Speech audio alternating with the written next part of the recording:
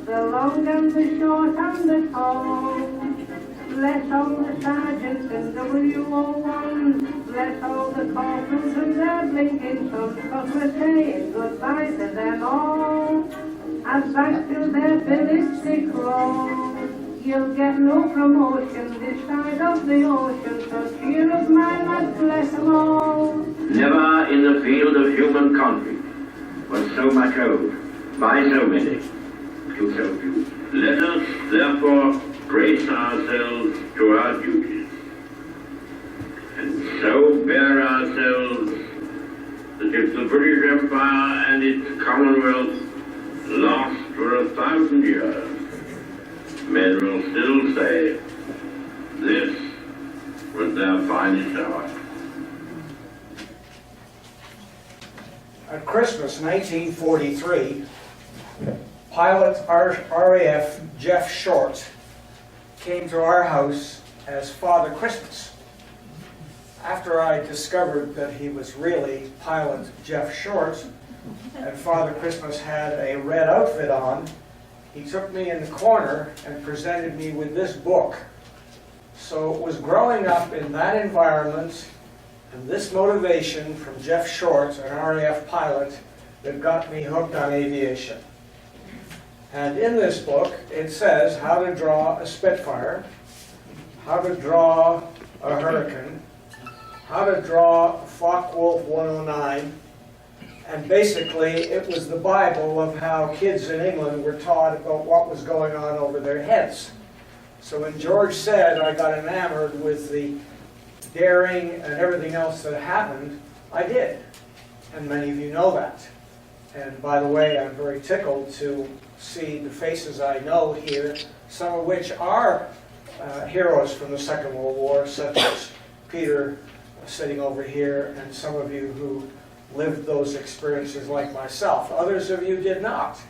But anyway, I really thank you all for being here. And so if this title is Adventures of a Bush Pilot, my entire life has been an adventure. And as many of you know, it's been here, there, and everywhere, and it wouldn't have got this far without the support of my good wife that's sitting over there. Who's the teacher. She always edits this, that, and the other. She's already told me I can't say at least 2 politically incorrect jokes, so if you want to come and see me afterwards, I'll tell you what they are. I can do that. But this is not a joke when you see this slide. This is a Focke-Wulf 190, and this goes right back to that 8 or 9 years of age. And for those of you who are familiar with the map of England and will know where Lancashire is, we were growing up basically within about 25 miles of the Liverpool docks in the Northern Blitz. And so downed aircraft, they taught us about downed aircraft. And the first adventure is that they all said, you don't go in any puddles because there could be stuff in the puddles from the war, and there could be shrapnel, and it could be dangerous. And of course the first thing little boys do is to go in the puddles, because it rains in England, and they get the shrapnel because it's treasure.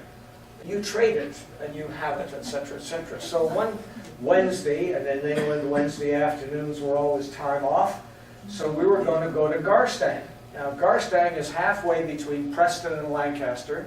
It's approximately 25-30 miles north of Liverpool, and it was significant in the Second World War for Alger Hiss, who was Hitler's deputy, and as you may or may not recall from your history, he left Hitler and he parachuted over Scotland in 1940 because he was convinced he was going to sell Churchill and everybody that we should get rid of the war because you haven't got a chance.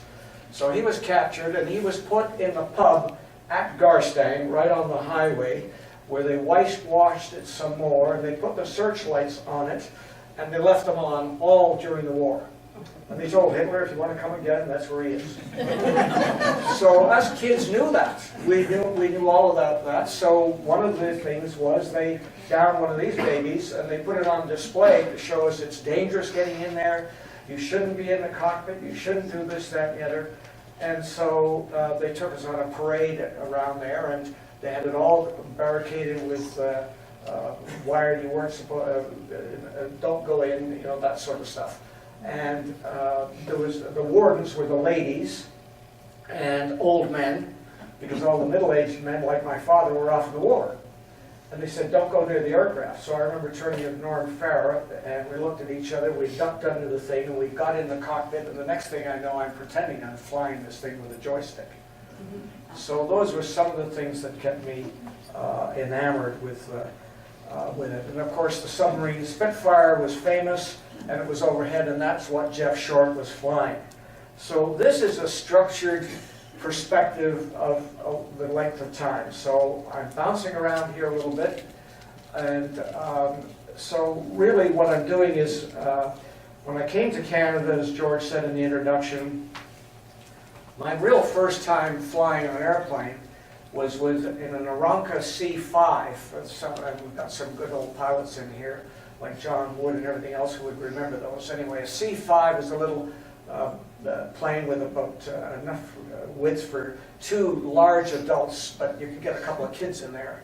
So now we're 15 years of age. It's Cartierville Airport in Montreal, and my brother and I are looking through the fence at Cartierville, and all of a sudden this man comes over and said, would you guys like a ride? Of course we would. So we go in, and the next thing you know, we're sitting in this open no doors on the side of the thing. And we're all strapped in, Bill and myself, and this doctor, and we're flying over St. Joseph's Oratory in Montreal, and the wind is all over the place, and I was just enamored. I thought that was spectacular. So fast forward, my dad gets he survives the war, we get transferred to Hamilton. My first day at McMaster University, I'm sitting in the thing, and the guy says to me, "What are you doing after school?" I said, "I don't know, I just got here." He said, "Well, I'm looking for a couple of guys to put up some television antennas, and then we're going to go flying and spend the money that we've earned to flying." And I said, "Oh, that's really good, count me in." So the guy next to him then said, "Well, I like that idea, I'll help you put up TV antennas." And my friend Bob McCullough said, "Well," and Twyla Faye would remember this story, I'm sure, she's sitting over there, he says, "I'm not going up on any darn roof, but I'll go flying with you." Well, the four of us became buddies. We learned to fly, and so here it is in the mid-50s. McMaster University, famous for Russ Jackson throwing footballs. I was in his class, etc., etc. So we went flying. We put up antennas on the side. And in 1956, I got my commercial pilot's license, which I still have. Thank goodness. It's all function of your medical, basically. So I keep passing my medical, thank God. And so anyway, my dad was in northwestern Ontario, and he ran into somebody that was involved with a guy called Orville Lieben. Orville Lieben wound up becoming known as the Flying Santa Claus of the North, and he hired me. And I was, he said, "You don't know anything, George, you might have 250 hours, but you're going up to Sulacout, and we'll really show you what the life is all about." So this slide shows what a Norseman is, and it shows a 180 on floats, and it's sort of going the wrong way. Shows you a little bit of this. So what are we talking about here getting into training? Well, I'm at Mount Hope, and that's a typical thing that everybody talks about. You've got to get into navigation, theory of flight, all these sort of things. And the first airplane that I flew, and it's always interesting, that an Aranca Champ, some of you know about Aranca Champs around here. There's some down at Edenvale. The one I first flew is there. The Aranca Champ was donated to the then Collingwood Classic Aircraft Foundation, to the now Edenvale Classic Aircraft Foundation. This was the airplane back in 1955-56. Everybody was convinced that this was such a super-duper airplane, we were all going to have one in our backyard and fly to work. But anyway, it was very, very successful. This was in Mount Hope. This is a quick look at all the airports in the southern Ontario area. So anyway, I wind up learning to fly, and these are the people I learned to fly with, and there's me. No, I haven't got the pointer, Glenn, I just realized that. Have you got the famous pointer? Anyway, I think you can see me here. I'm this guy that looks like I'm about 12 underneath the wing there, but at that time I think I was 21 or 22. Oh, that's very good. Now, what do I do? Do I just push here? Yeah. Oh, that's it. Okay. So anyway, that works. So I can show that. Big deal. My friend Owen Boris died a couple of years ago. He was Mountain View Cablevision, very, very successful. Anyway, that was the new Aranca Champ that we delivered at that time. This is the Toronto VFR terminal chart. It just shows Toronto here, and here's Hamilton there. So this is a little story about how to learn to fly on floats. Here's a 47 Piper P11 Cub, which is very popular. Here was some of my first logbook stuff with my medical information. So anyway, the Republic CB Amphibian and the CB Cockpit, after I'd come out of the bush, I got a job with Sanderson Ackfield Aircraft. And talk about adventuresome, for those of you who are pilots, and for even those of you who aren't, weight is a significant thing. So I come out of the bush, and they hired me as a salesman. And on the line we have a CB. And a guy called Lloyd Norse walks in and says, "I want to buy that airplane you have there." And I said, "Oh, okay." I didn't know anything about a CB. I hadn't a clue. Never been in one in my life. So I said to the boss, what do I do? He said, well, you go out and fly it. So anyway, I got it in there. I told the guy at the gas pumps, fill it up. And I'm at Toronto, and I'm on this long, long runway. And I put the power to it and everything else, and it slowly rumbles off, and it takes forever. It's going and going and slow. This guy thinks I'm teasing him. I'm not teasing him, I'm worried. But anyway, I finally get it up to about 55 miles an hour, and I'm trying to rotate and pull it back, and the stall warning indicator's going, and Lloyd's thinking it's a joke. It's not a joke at all. I can't get the darn thing in the air. So I finally rumble it into the air, and we go around, and I land. I'm so glad and everything. So I come back to Trevor Atfield, and I said, what did I not do? He said, well, you stupid fool. He said, you filled it up with gas. It doesn't, you don't fly it with full tanks of gas. You fly it with half tanks of gas. It's got wheels on it. So anyway, Lloyd Norris gets it. He goes up to Lake of Bays, crashes it in front of Phil Garrett's house on floats, Phil's on floats on a beaver. Crashes it there, walks into my office 10 days later, says, I want to buy another one. I must have learned to be a salesman. Anyway, this is a shot of Thunder Bay. This is what you do when you learn to fly on floats. You've got to learn to taxi, take off, sail, glassy water landings, docking, mooring, buoys, da-da-da-da-da. And this is the type of planes that we learn to fly on floats. I'm going backwards here, sorry. There's the CB. So anyway, here we are, 1956, 57. I think this kind of little chart about what was going on then was kind of neat. Ike was president, Pearson won the Nobel Prize, gas was only 30 cents. Now, at the rate it is going with gas now, we might even get back to 30 cents. You know, Elvis sang Jailhouse Rock, Bridge on the River Kwai with the Academy Awards, and I joined the Canadian Owners and Pilots Association. And back there I've got my buddy Robert Choquette, and we're handing around some pages about the local chapter and some maps of the Collingwood Airport and Edenville Airport. Now here's Orville Reben right here that hired me, Superior Airways, and here he is in a Hawker Hurricane way back when. They were made in can car. And here is the Kaministiquia River in now Thunder Bay, which was Fort William, Port Arthur, and here he is there.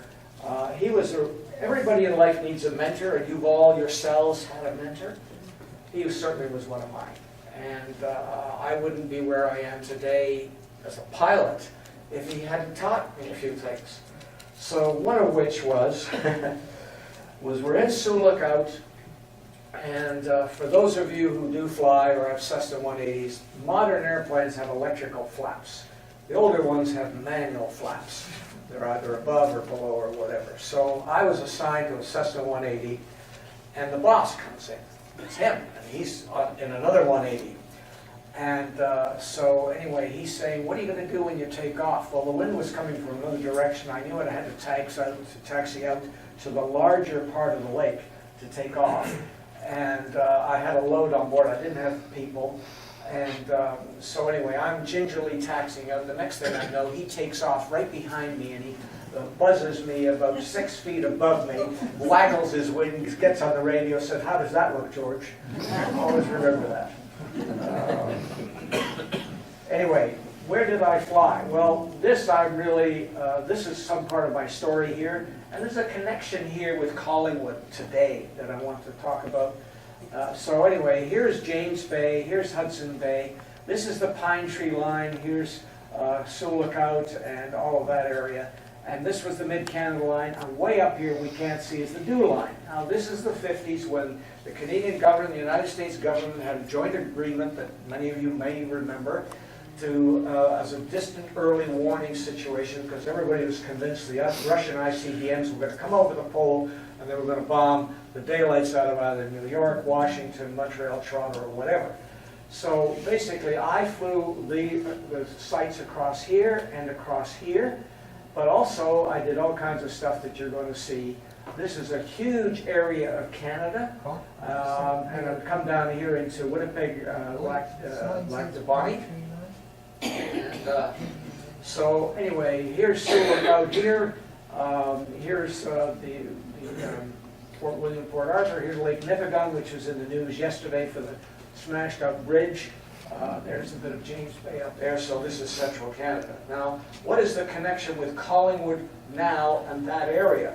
Well, some of us here in this room belong to All Saints Anglican Church, and some of us may remember that Bruce Mackison and a bunch of us, I think about maybe 8 or 10 years ago now, Bruce, with Mary Ratzenberger from Perger, if I'm pronouncing it correctly, from Wasaga Beach.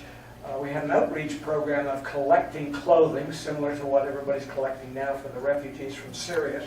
And we had an outreach program to send these clothes up to this neck of the woods via Bearskin Airlines and various others, and it was all donated, and it was quite a fantastic program. Here is what the Sioux Lookout base looks like today with, there's a beaver in the background. These are Cessna 180s. They're more modern ones than I flew. Sorry, I should go back. Okay, so here is de Havilland Beaver. Now, there's no doubt about it that de Havilland Beaver is a great airplane. And it's very, very good. And I knew Phil Garrett, who was the president. I knew his son, who was in the insurance business. I've flown with old Phil way back when. And they had lots of these on the Mid-Canada line. But when you go to the next slide, this is what's adventuresome. So we had Cessna 180s. Now, if you look at what the Beaver did, we could fly legally 800 pounds of load on a Cessna 180, and the Beaver had 1,100 pounds at 20 gallons an hour, and we're flying with 11 gallons an hour.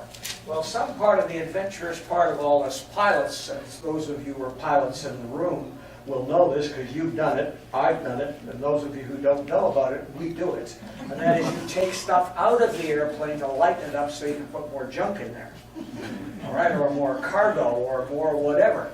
So what I would do, and there was 12 of us in that base, and we had 10 Cessna 180s, we could outfly the Beavers from point A to point B, basically 2 for 1 at half the price, because we're consuming 11 gallons an hour, and the old Beaver's chugging away at 20, and they're both about the same weight level when you bump that up to about 1,000 pounds or 1,050 pounds.